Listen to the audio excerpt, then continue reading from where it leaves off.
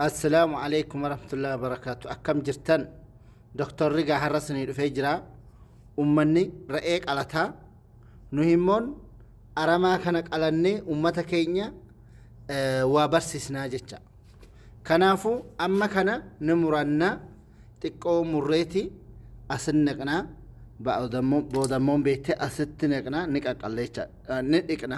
نكاك الله كنافو إيقاد أسن أستنقنا ummata keenya barsiisuudhaaf keessaafuu ummata baadiyaa keessa jirtan jara keenya seetina jireenyatta shof ummata keenya ilaatuni fireeshiiti firee godhate reecha maal jennaan kinoo hammadheen jira amma beekteeti ni yaanna ni qaqqalalnas ni yaannas kanaafuu isin akkam seetan kinoo hammanneecha kanammoon dhiisnee jirra firee kanaa ni facaasnaa ni margu asumatti isinilleen magarfadhaa firee kana jara keenya maaliif jennaan firee akkana kinoone amma facaasa asitti marga jecha hin marga kuni kanaafuu asumaaf hullazuma asumaaf taxaqqabnaa jecha of course nu dhukkubsatan akkan jenne ila aramaa kana gaafa nyaatanii akkana gootanii ni dhiqxan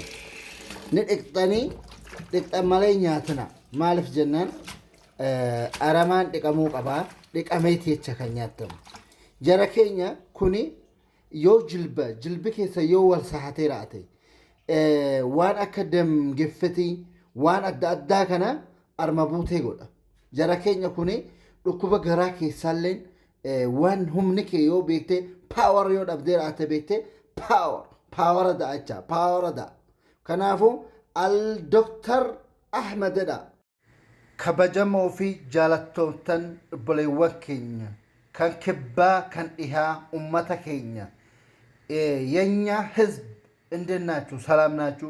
ይሄ መድኃኒት ነው። ይሄ ጥሩ ነው። ይሄ ዶክተር አህመድ ቻሌንጁ ያመጣው ዶክተር አህመድ ነው። ይሄ ብስማር ይባላል። ይሄ ደግሞ ሽንኩርት ነጭ ሽንኩርት ይባላል። ቀይ ሽንኩርት ይባላል። ይሄ ደግሞ እንደዛ ነው።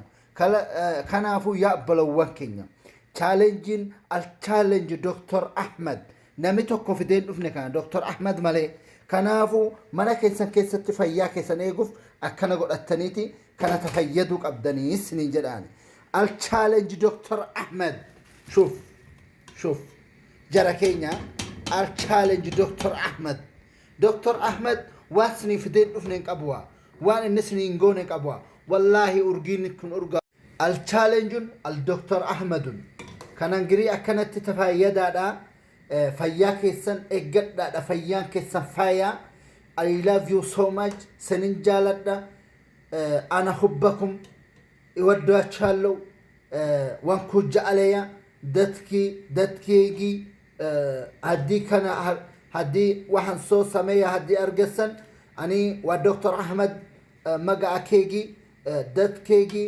waxaan ku sheegaya soo dhaweeya follow so sameya dawadi sokata al challenge doctor jara kenya wa bara asin engineer barnuti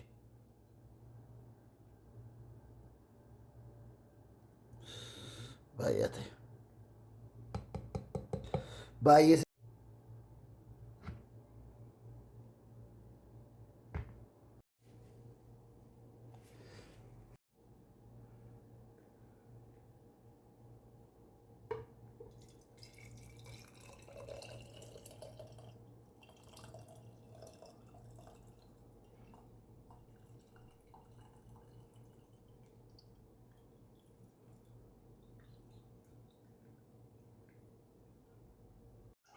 التشالنجون التنبيتنينا أكنا بقولك أبدا جركينيا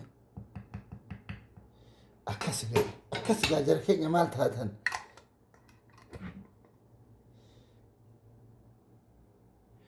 كن العلاجون لما بيتيتي أما فريزر كينيتي والله نميئة قرچس أغرتني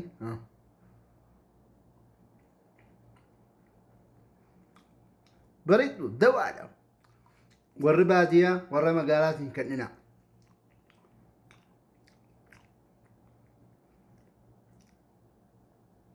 الدواء دواء أجركين